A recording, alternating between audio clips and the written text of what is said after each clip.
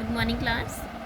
So, as you know that we have started chapter 4, that is last chapter of your theory, globalization and the Indian economy, in the last lecture, that is lecture 1 of chapter 4. ठीक है, in that we have studied only about MNC, that what is MNC, ठीक है ना.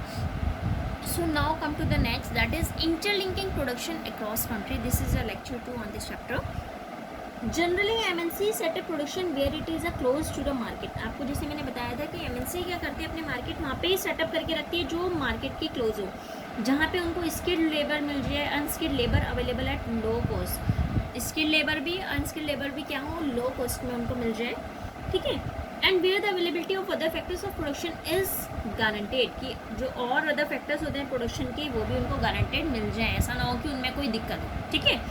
In addition, MNCs might look for government policy that look after their interest. इसके अलावा MNC क्या करती है, गवर्नमेंट पॉलिसीज़ का भी ध्यान में रखती है कि भाई जिससे उनको फ़ायदा हो, पॉलिसी निकाल के रखती है गवर्नमेंट. ठीक है. So you will read more about the policies later in this chapter. Now once assured themselves of these conditions, MNC setup करती है factories and offices for production.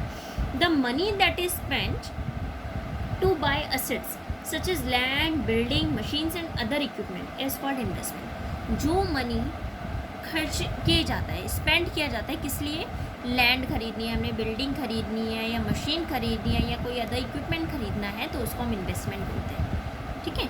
So what is investment?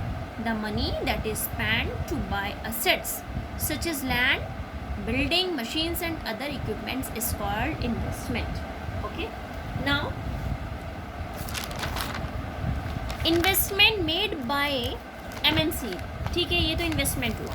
अब जो investment MNC करती हैं, investment made by MNCs is called foreign investment. Investment जो MNC कर रही हैं उसको हम फॉरेन इन्वेस्टमेंट बोलते हैं. ठीक है. Any investment is made with the hope that these assets will earn profit. जो भी इन्वेस्टमेंट हम करते हैं यही उम्मीद के साथ करते हैं कि इन असेट्स से हमें फ़ायदा होगा. हम भी कोई इन्वेस्टमेंट करते हैं तो इसीलिए करते हैं कि हमें इस चीज़ से ये फ़ायदा होगा. ठीक है ना. So sometimes MNC setup production jointly with some of the local companies of this country. अब क्या करती है, कई बार एमएनसी जो होती है मल्टीनेशनल कंपनी, जो उस कंट्री की लोकल कंपनीज हैं उनके साथ ज्वाइंट करके क्या करती है, अपना प्रोडक्शन स्टार्ट कर देती है. By joining such joint production local companies benefited by two fold. अब क्या हुआ, जो लोकल कंपनी है उसने एमएनसी के साथ काम करना स्टार्ट किया तो उसको दो तरीके से फ़ायदा होता है. एक तो क्या होता है कि MNC can provide money for additional investment. MNC additional investment के लिए मनी प्रोवाइड कर सकती है. जैसे कि न्यू मशीन्स खरीदनी है, हमें प्रोडक्शन अच्छा चलाना है तो हमने नई नई मशीनें खरीद ली. नेक्स्ट, सेकेंडली एमएनसी क्या करती है, might bring with them the latest technology for production. अब लोकल कंपनीज है, एमएनसी के पास तो लेटेस्ट टेक्नोलॉजी होती है कि उनका प्रोडक्शन वगैरह बढ़ सके, तो उसके साथ में जब काम कर रहे हैं तो जो लोकल कंपनीज है उसको इस चीज़ का ही फ़ायदा हुआ कि एमएनसी ने उनको क्या करी है, लेटेस्ट टेक्नोलॉजी प्रोवाइड करी है कि ताकि उनका काम भी बढ़ सके. But the most common trend that the MNCs have adopted towards it investment is to buy up local companies and then to expand production. अब जो मेन हमने चीज़ देखी है वो ये देखा है कि एमएनसी क्या करती है, लोकल कंपनीज़ के साथ ज्वाइंट होके अपना प्रोडक्शन बढ़ाती है. ठीक है ना, एक्सपेंड करती है. MNCs with huge wealth can quite easily do so. MNCs के पास बहुत पैसा होता है, मल्टीनेशनल कंपनी है. ठीक है. तो वहाँ बहुत पैसा होता है तो वो ईजिली ये सब कर सकती है.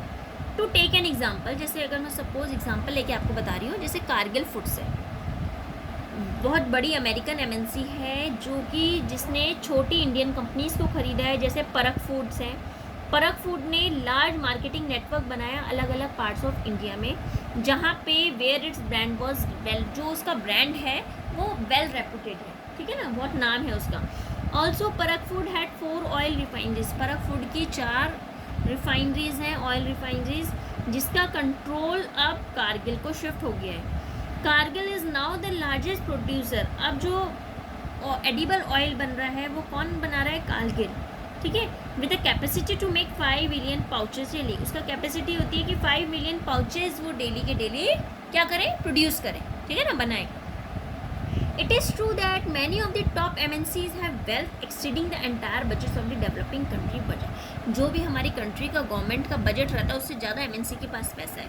विथ सच इनॉर्मस वेल्थ, अब क्या है जब उनके पास इतना पैसा है, so the power and influence of this MNCs can be imagine. तो सोच सकते हो आप कि भाई उनके पास इतना पैसा है कि जो गवर्नमेंट का बजट है उससे भी ज़्यादा MNC के पास पैसा है, तो इससे आप उनकी पावर वगैरह इमेजिन कर सकते हो कि कितनी पावर होगी MNC की, ठीक है ना। MNC also control production by another ways, MNC अलग अलग तरीके से भी प्रोडक्शन, जैसे गारमेंट्स, फुटवेयर, स्पोर्ट्स आइटम जो एग्जांपल है कि जहाँ पे इंडस्ट्री में जो प्रोडक्शन हो रहा है वो बहुत छोटे छोटे स्मॉल प्रोड्यूसर्स कर रहे हैं, वहाँ पे जाके लोग काम कर रहे हैं, उनको भाई कहीं जॉब नहीं मिल रही है, बेचारे वहीं जाके काम कर रहे हैं, ठीक है ना। The products are supplied to the MNCs, जो प्रोडक्ट्स हैं वो सप्लाई किया जाता है MNC को। MNC इन प्रोडक्ट्स को अपने ब्रांड नेम्स के अकॉर्डिंग क्या करती है, कस्टमर को बेच देती है। भाई आ तो छोटी छोटी इंडस्ट्री बना के दे रही है, लेकिन क्या हुआ, MNC ने अपना नाम दे दिया उन्हीं चीज़ों को और कस्टमर को बेच रही हैं। ये जो लार्ज MNCs होती हैं वो पावरफुल होती हैं। अगर हम प्राइस की बात करें, क्वालिटी की बात करें, तो इन चीज़ों में अगर जो लोग दूर दूर प्रोड्यूसर हैं उन लोगों के लिए, ठीक है। Thus we see that there are a variety of ways, तो हम ये देख सकते हैं कि बहुत तरह की वेराइटी हैं, तरीके हैं कि किस तरह से MNC ने अपना प्रोडक्शन को बढ़ाया है और इंटरेक्ट किया है लोकल प्रोड्यूसर के साथ in various countries across the globe bye setting a partnership with local companies, by using the local companies for supply, by closely competing with the local companies or buying them up। MNC ने exert किया है strong influence on production at these different, अब उसने क्या है छोटी छोटी सब चीज़ों से यूज़ कर रहा है, छोटी छोटी इंडस्ट्री से सामान ले रहा है, छोटे छोटे लोगों का काम और लोकल कंपनीज़ के साथ जॉइंट हो गया, लेकिन क्या है सबसे फ़ायदा किसको आ रहा है, MNC का, ठीक है। तो ये हमारी क्या है, MNC के फ़ायदे बता रखे हैं। तो जैसे इसमें देखिए, by setting a partnership with local companies, by using the local companies for supplies, by closely competing with the local companies और buying them up, MNCs are exerting a strong influence of production at this different locations.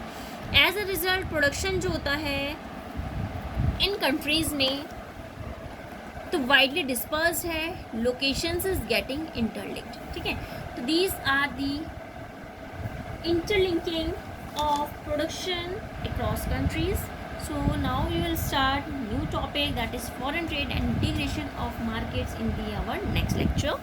Please read this lecture, that is read page 64 and 65 from your book, NCERT book, and do these notes in your fair notebook also, ठीक है। We will do this topic in our next lecture. Okay, thank you.